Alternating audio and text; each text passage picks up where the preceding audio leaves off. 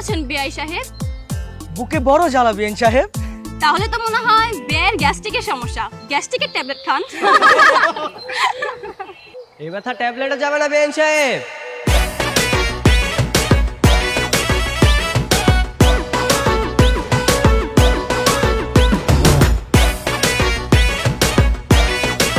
আপনার হাতে ঠান্ডা শরবত খেলে এই ব্যথা এমনিতেই চলে যাবে বেন সাহেব। তো দেরি না করে আগে আমাদের শরবতটা খাওয়ান। হুম, এভাবে তো শরবত খাওয়াবো না। আগে আপনাদের সাথে আমাদের দেনা পাওনার হিসাবটা ফাইনাল করি, তারপর না হয় এই শরবত খাবেন। আরে আফসোস, বেন আমাদের কষ্টটা বুঝলো না। হ্যাঁ বেন সাহেব, আমরা শরবতটা খেতে খেতে হিসাব নিকাশ ফাইনাল করি। সমস্যা নেই, আমরা হচ্ছে দিলওয়ালা বংশের মানুষ। মানুষের মনে কিভাবে জায়গা করে নিতে হয় সেটা আমরা খুব ভালো করে জানি। শরবতটাকে খাওয়ান, তারপরে যত টাকা যাবেন তত টাকাই দিব। ঠিক আছে, দেখা যাবে বিয়েরা কত বড় দিলওয়ালা। এই নেন শরবত।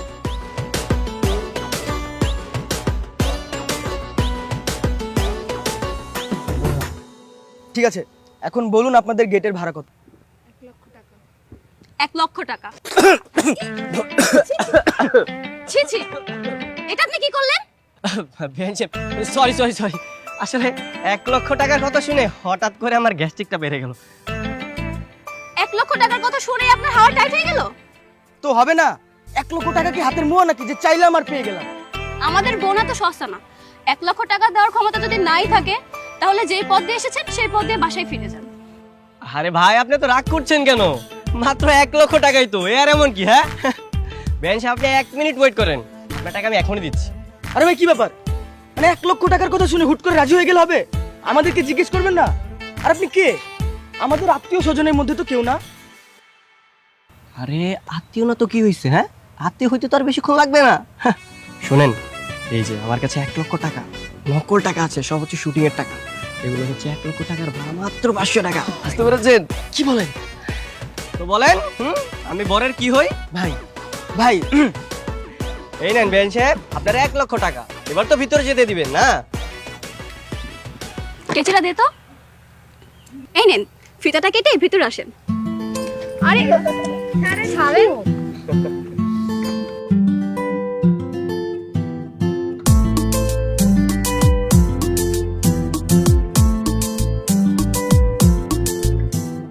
ঢাক বাজিয়ে আসলো সবাই বিয়ে বাড়িতে, খুশির আমেজ বইছে আজ সবার মনেতে। ঢাক বাজিয়ে আসলো সবাই বিয়ে বাড়িতে, খুশির আমেজ বইছে আজ সবার মনেতে। বরের জুতা গেল চুরি, বেআই বেআইন বাড়াবাড়ি, হবে নাকি সবাই মিলে একটু বাংলাটা? এই, এখানে এভাবে দাঁড়ায় থাকলে কি দুলাভাইয়ের জুতা চুরি করতে পারবি? আর একটু দাঁড়াও না, সব হবে। কেমন আছেন বিয়ে সব, বুকে বড় জ্বালা, কিসের জ্বালা? এই দাঁড়া। বিয়ে সব। নায়িকাদের মতো এমন কোমর দুলিয়ে দুলিয়ে কোথায় যাচ্ছিস শুনি? আর এই শরবত কার জন্য? বিআই সাহেব শরবত খেতে চাইছে, ওনার জন্য শরবত বানিয়ে নিয়ে যাচ্ছি। বিআই সাহেব? কোন বিআই সাহেব?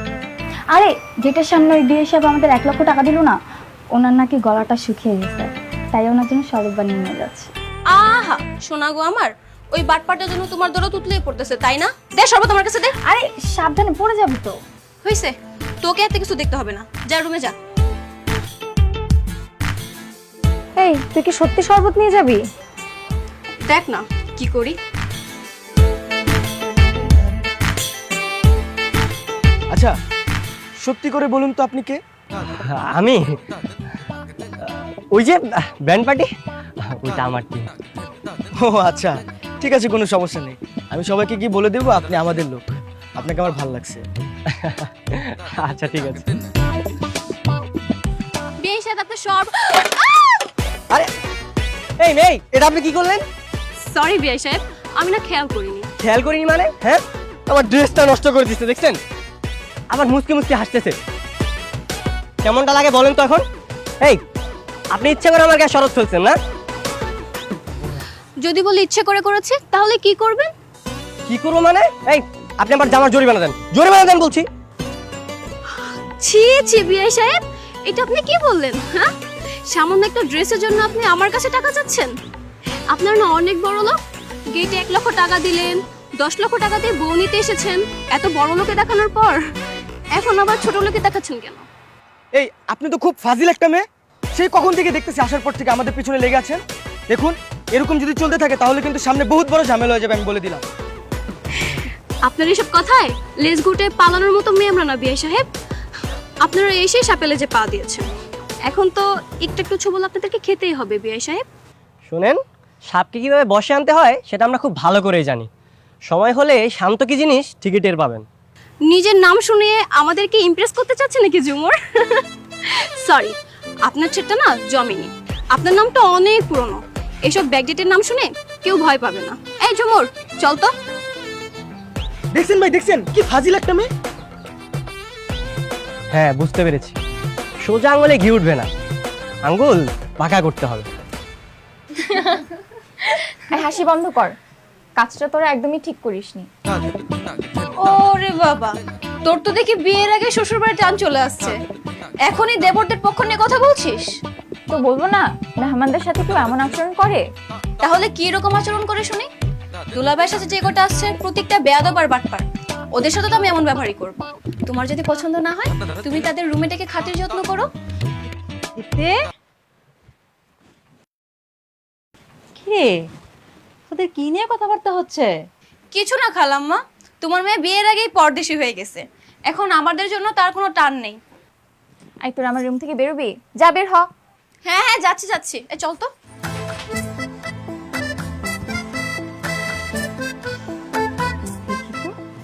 মাশাআল্লাহ, আমার মেয়েকে দেখতে কি সুন্দর লাগছে, একদম পরীর মতো। শোনা মা, দেখিস তোর খুব ভালো লাগতেছে।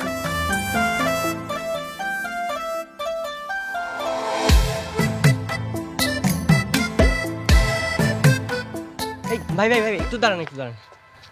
ভাই, আপনার কাছে একটা নতুন পাঞ্জাবি হবে? আপনি তো পাঞ্জাবি পরেই আছেন ভাই, আবার নতুন পাঞ্জাবি দিয়ে কি করবেন? ভাই আসলে শরবত পরে পাঞ্জাবিটা নষ্ট হয়ে গেছে, সেই সকাল থেকে ভেজা পাঞ্জাবি পরে ঘুরতেছি। আরে ভাই, একটু ভেজা পাঞ্জাবি পরে থাকলে কিছু হয় না। দেখেন না, এখনই রোদ, এখনই বৃষ্টি, আমরা সবাই তো ভিজে আছি ভাই। কিছু হবে না ভাই, আপনি থাকেন, শুকিয়ে যাবে।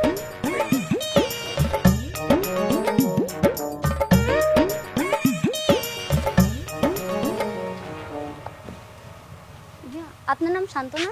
হ্যাঁ। দ্বিতীয় এই, চুপ, চুপ, চুপ। কি দীপ্তি আপু কি বলেছে তোমাকে?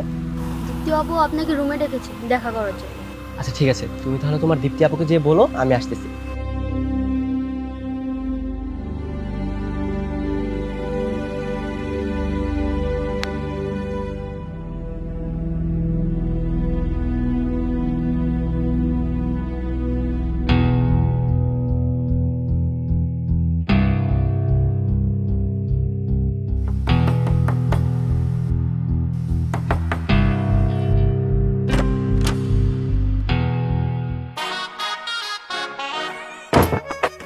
আই তুমি কি এখানে আমার বিয়ে খাওয়ার জন্য আসছো?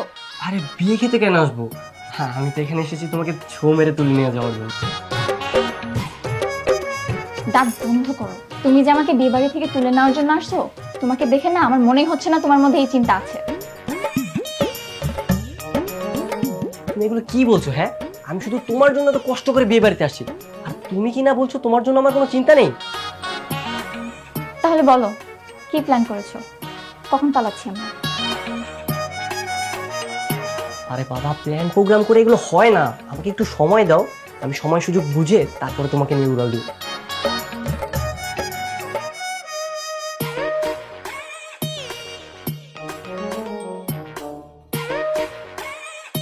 আরে বিয়ে বাড়ি ঝামেলা তো।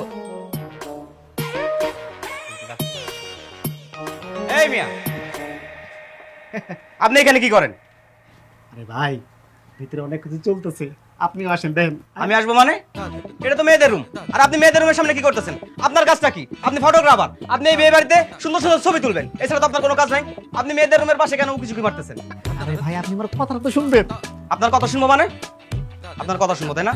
আপনার কথা শুনবো। আসেন। আরে ভাই, আরে ভাই, ফটোগ্রাফার, আরে ভাই, এই তো ফটোগ্রাফার। গরমে তো সবার অবস্থাই খারাপ, ওইদিকে দেখো তো সব ঠিকঠাক নাকি? আমার কথাটা আপনি শোনেন ভাই, আমি কি বলি আমার কথা। কি হলো ওনার এইভাবে ধরে আনতেছিস কি লাগে? কি হয়েছে? কি হয় না সেটা বল। ওর কাজ কি? ছবি তোলা? ছবি তোলা বাদ দিয়ে ও যে মেয়েদের রুমের পাশে যে উকিঝুঁকি মারতেছে। দীপ্তি রুমে সবসময় মেয়েরা থাকে, তাতে প্রাইভেসি বলে একটা কথা আছে না? আরে ভাই আপনারা আমার ভুল বুঝতেছেন ভাই, আমি একজন ফটোগ্রাফার, আমার কথা শুনেন আপনি। এই ভাই আপনি চুপ থাকেন। আপনারা একবার বলছেন আপনি বিয়ে বাড়িতে কোনো উল্টাপাল্টা কাজ করবেন না। ভাই আমি তো কোনো উল্টা পাল্টা কাজ করি নাই, আমি আপনার ভালোর জন্য ওখানে উকিঝুঁকি মারছিলাম। একটা পোলা টুক করে দেয়াল টপকে উঠছে, দরজার সামনে গেছে, আর আপনাদের কোণে ওই পোলার হাত ধরে ভিতরে নিয়ে গেছে, আর দরজা বন্ধ করে দিচ্ছে। আবার সে এক কথা, আপনারা বলছেন আমার বোনের নামে উল্টাপাল্টা কোনো কথা ছড়াবেন না। আর এর উল্টাপাল্টা কথা যদি বরপক্ষ শুনে মান সম্মান কই যাবে বল? আরে ভাই শান্ত ভাই, একটা কাজ কর, ওরা ধইরা পিঠে বাড়িতে বাইর করে দে, আর দেখিস বাড়ির ভিতরে যেন না ঢুকতে পারে। ভাই ভাই ভাই ভাই ভাই, এক মিনিট ভাই, আমার কথা তো বিশ্বাস হয় না আপনার, আপনি আমার লগে চলেন, আমি আপনার নিজ চোখে দেখাই, আপনি বিশ্বাস করবেন ভাই, আসেন আসেন আসেন। আর যদি না হয় তো আইন, আপনি আমার লগে আইন। আমি আসলে আমি দেখতেছি। দেখতে এই দেখতে দরজা খুলতো দেখতে। দেখছেন ভাই দরজা খুলতেছে না, তার মানে কাহিনী কিছু একটা আছে। আরে ভাই আপনি চুপ করেন তো। দেখতে এই কই কই, কে কই? আরে পোলাটা কই? পোলা? কোন পোলা? না না কিছু না, তোরা তোদের কাজ কর।